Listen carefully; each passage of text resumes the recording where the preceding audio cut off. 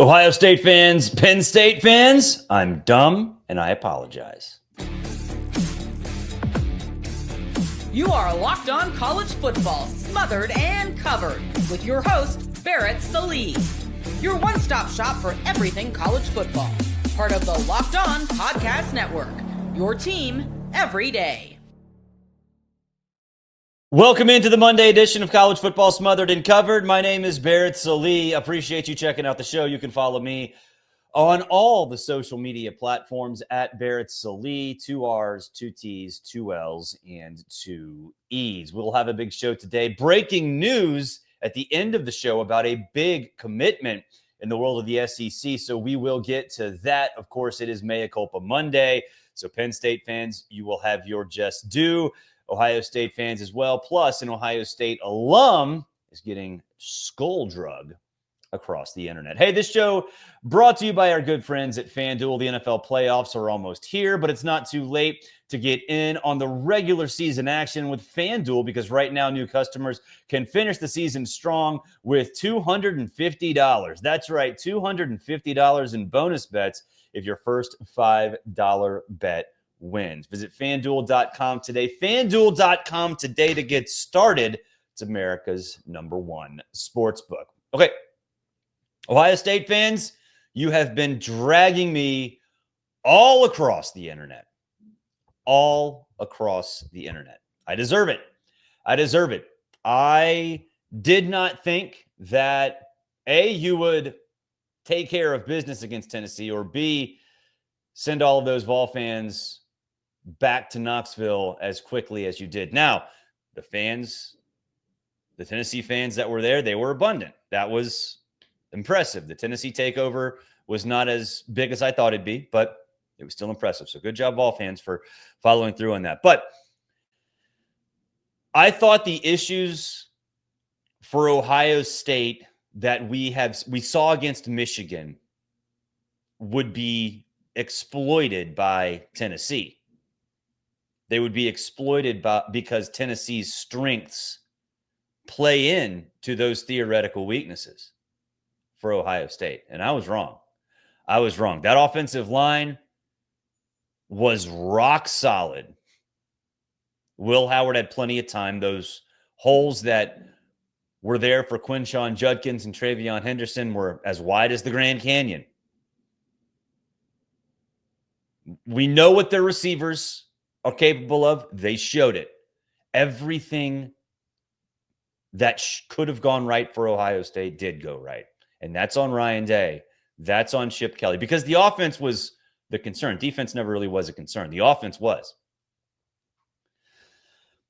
And it was a direct 180-degree turn from what we saw against Michigan. But I think the biggest thing for me, and why I think now Ohio State can win the national championship. I truly believe Ohio State can win the national championship, and there's one other team that can, and that's Oregon. Ohio State and Oregon are at different levels than everybody else, right? There's a big gap between those two. Why? Because the ceiling for Ohio State is what we saw against Tennessee, and the ceiling for Oregon is just as high. This was the outlier against Tennessee. No, it wasn't. It was not the outlier. This was what Ohio State can be. So I think when you look back at that Michigan game, it was all game plan. It wasn't execution. It was just game plan. I don't know why Chip Kelly decided that he wanted to continue to pound the rock inside when Michigan clearly could take care of business there. But you go into that game in front of a hostile environment. And look, it's a different kind of hostile environment. Tennessee fans invaded the stadium to an extent, not like I thought, but to an extent, there were a lot there. And let's be honest, it was not a very comfortable situation for Ryan Day, and more on that in a second. But they used that as motivation. They took care of business against Tennessee, and they did it on the ground, solving all of their issues, perceived issues, and showed just how good they can be. There aren't many teams in the country that have ceilings like that. It's two. It's Oregon and it's Ohio State. Because you look around, what's Georgia's ceiling? They haven't really showed it. Georgia's ceiling, you can say the Texas games, plural, their offense kind of sucked in those games, both of them. You can say the Tennessee game, okay, fine. Is it what Ohio State's is? No. What about Texas? What's Texas's ceiling? I don't know if it's that high. The floor is high, which is great. It actually might be more important, but I don't know about the ceiling. So I think we're looking at Oregon and Ohio State as the two best teams in the country, without a doubt. Ohio State fans, I was wrong. You were right. I'm dumb. You're smart. I'm ugly. You are great looking. I did not think that your team could overcome the issues that it showed against Michigan and the problems the coaching staff had in terms of game planning. I didn't think it could happen. Not against that Tennessee team. I was wrong. I was wrong. Speaking of Ohio State, there is an Ohio State alum, a famous one, who's getting drug across the internet. Good friend of mine. His name's Kirk Herbstreit. I think you all know who he is from Game Day. Ohio State quarterback as well. This is what he said during the end of that Tennessee game. We'll play it, and then I'll get your reaction. Now, Kirk, how much of this softens the blow of that Michigan loss? More work to do, right, for folks to forgive and forget that one? I can't speak on behalf of the Lunatic Fringe. I'm not sure how they operate. Yeah, the Lunatic Fringe at Ohio State is as powerful as anywhere in the country. How big is the Fringe? Well, it used to be 8 to 10. I think it's grown now to about 15 to 20. So I don't know. I'm sure they'll be happy tonight, be fired up about what the Ohio State team did. But God forbid they lose to Oregon. They may want to fire them again. But that's not reality. I mean, no. That's the thing. When you hear pundits on this network and other places talk about that with certainty, it's nonsense, frankly. I mean, the public doesn't pull the trigger and get rid of the coach. No. The administrators do, and they're behind them. Yeah. First Take tried to fire him. They thought he was done. So I'll be excited to see what they talk about on Monday after this performance. They had him out. They're trying to find replacements. But here he is. There he is. He's still. All right. I love Kirk because right now he gives zero you-know-whats. None. He is perfectly content in his network to say exactly what he means, to take not so subtle shots at parts of the network that maybe he doesn't appreciate. I love it. And look, there are Ohio State fans dragging Kirk Herbstreit across the coals because he called them the Lunatic Fringe. No, he didn't. He did not call Ohio State fans the Lunatic Fringe. He called a small subsection. And yes, they exist. And that's not an Ohio State thing. That's an every school thing. Now, maybe it got a little bit more pub over the course of the last 3 weeks because of obvious things that have happened within the Ohio State fan base, within the Ohio State program. That makes sense. Does that happen with Tennessee? Yes. Does that happen with Alabama? Yes. Does it happen with Florida? Oh, God, yes. Over the course of the last year. Something bad happened. Something that pissed a lot of Ohio State fans off happened. And they got mad about it. And the Lunatic Fringe, which exists in every fan base, that microphone got bigger. That population got bigger. So this is not Kirk Herbstreit going off against his alma mater, his fan base. It's him recognizing and pointing out that the Lunatic Fringe on the internet starts to gain momentum. They start to create a narrative. And then his network takes it to another level with their shows that basically exist just so people can scream at each other. He doesn't like those shows, clearly, and that's fine. There are a lot of people who don't like him. Those shows exist just for clips to be spread on the internet. And they do a good job of that. But Ohio State fans, chill out with Kirk Herbstreit. Chill out with Kirk Herbstreit. He said something that I think needed to be said in that situation at that time, knowing what had just happened for the previous 4 hours of college football. We'll take a break. We will come back. More Mea Culpa Monday. Penn State fans will stay in the Big Ten. We'll talk about what I said to you and what I thought about SMU.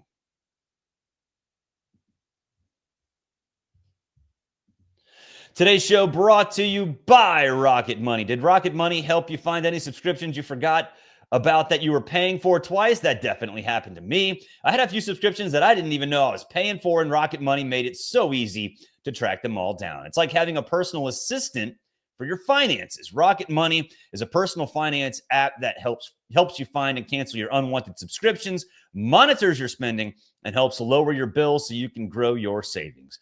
It brings everything together in one place, whether it's subscriptions, your spending habits, or even the goals you want to hit this year. Rocket Money has over 5 million users and has saved a total of $500 million in canceled subscriptions, saving members up to $740 a year when using all of the app's premium features. For me, one of the best features was checking out all of the different streaming subscriptions I had. I didn't know I was paying for a lot of them. I thought I was stealing somebody's login. Nope, I was paying for it. And so that made it a lot easier. Rocket Money made it a lot easier for me to get rid of those. Cancel your unwanted subscriptions and reach your financial goals faster with Rocket Money. Go to rocketmoney.com/lockedon today. That's rocketmoney.com/lockedon. rocketmoney.com/lockedon. Penn State fans, I apologize to you as well. It's crazy. I thought there'd be 2 upsets in the first round. There were none. And I'm paying for it today, right? I thought Tennessee would beat Ohio State, and man, I thought SMU would be that team that springs that upset in Happy Valley and makes the Big Ten look horrible. I was wrong, Penn State. I thought that Kevin Jennings would get you into a shootout, and I thought Drew Aller and that crew would not be able to handle it. I have never been more disappointed in a pick than I was sitting at an airport bar in Chicago coming back from the Notre Dame game, watching that SMU game and watching Kevin Jennings go down there, get momentum, only to make just 2 drastic mistakes. Now, that first interception, when he could have literally taken one more step and got a first down instead of trying to loft one into the end zone, would that have changed the game? Yeah, I think it would have. I think that would have drastically changed the game. Now, one team doesn't beget, one play doesn't beget, another play doesn't beget, another play. I get that, but I think it would have been a different game. But Kevin Jennings, that spotlight was way too bright. And when Penn State realized this, that defense just teed off on him. And the Nittany Lions gave their own offense. They took the pressure off. They didn't have to do an awful lot because, I mean, look, I still have my doubts. I still have my doubts in Drew Aller. I still have my doubts in everybody outside of Tyler Warren.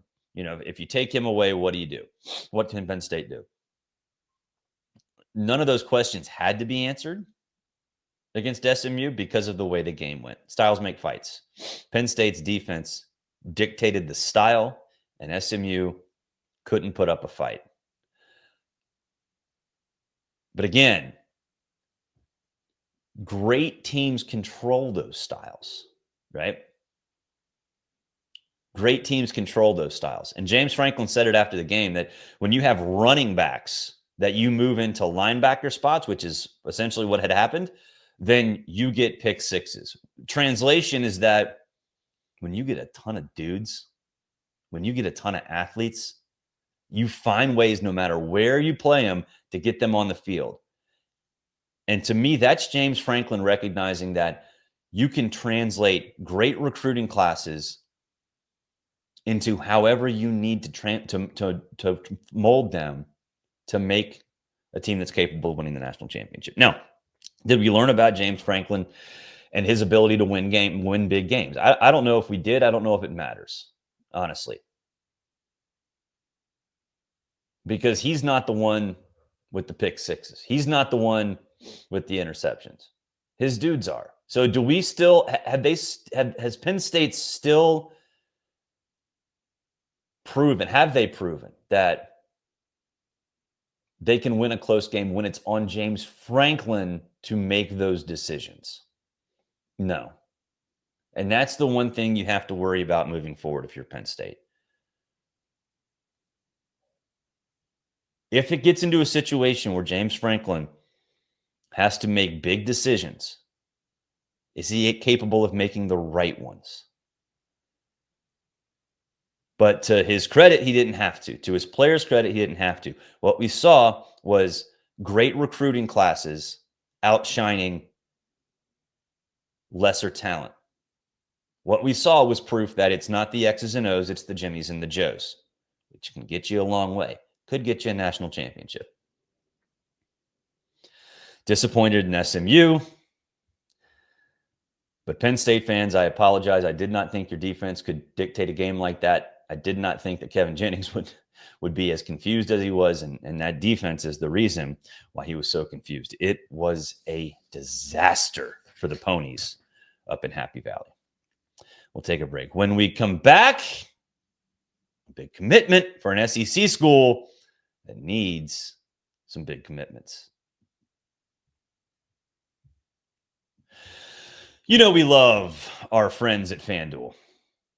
FanDuel, it's America's #1 sportsbook, and they are that for a reason. They have everything for you on FanDuel. No matter what you want, they have it for you. The NFL playoffs are almost here, but it's not too late to get in on the regular season action with FanDuel, America's #1 sportsbook, because right now new customers can finish the season strong with, get this, $250 in bonus bets if that first $5 bet wins. That's right. $250. $250 in bonus bets if you win your first $5 bet. Their FanDuel has so many different ways for you to get that dub. I love betting on players who score a touchdown, how many points they score in a game, fantasy points, all kinds of stuff. It is unbelievable how many options they have. Just visit FanDuel.com to join today. FanDuel.com for your chance at $250 on bonus bets if you just win your first $5 bet. Make every moment more with FanDuel, an official sportsbook partner of the NFL. Big news on the Plains. Big news on the Plains. Man, Hugh Freeze needed this. Former Georgia Tech wide receiver Eric Singleton on Monday morning commits to the Auburn Tigers. This graphic courtesy of On3. So some of you might be thinking, who's Eric Singleton? We hadn't really watched a ton of Georgia Tech. I don't really know who Eric Singleton is. Well, he's the best wide receiver in the transfer portal. He's an absolute dude. He's got speed. He can stretch the field. He's reliable. That's the biggest thing. He's reliable. Auburn lost Keandre Lambert-Smith, who is, I think, one of the most underrated players coming out of college football. Certainly will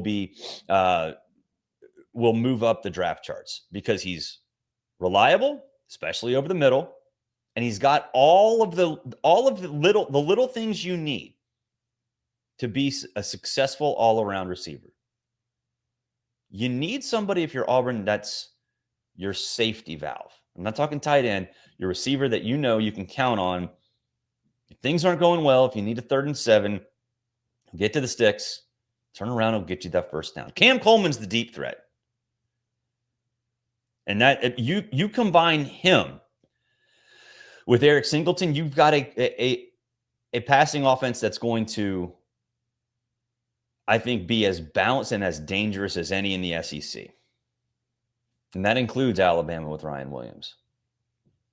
You put Jackson Arnold with these two dudes, Coleman, and now Eric Singleton, it's going to take a ton of pressure off that rushing attack.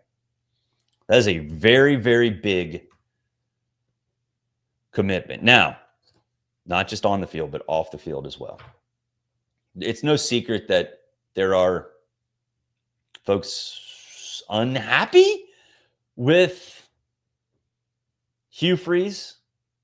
Think that's been kind of toned down a little bit since the recruiting classes have been so stacked.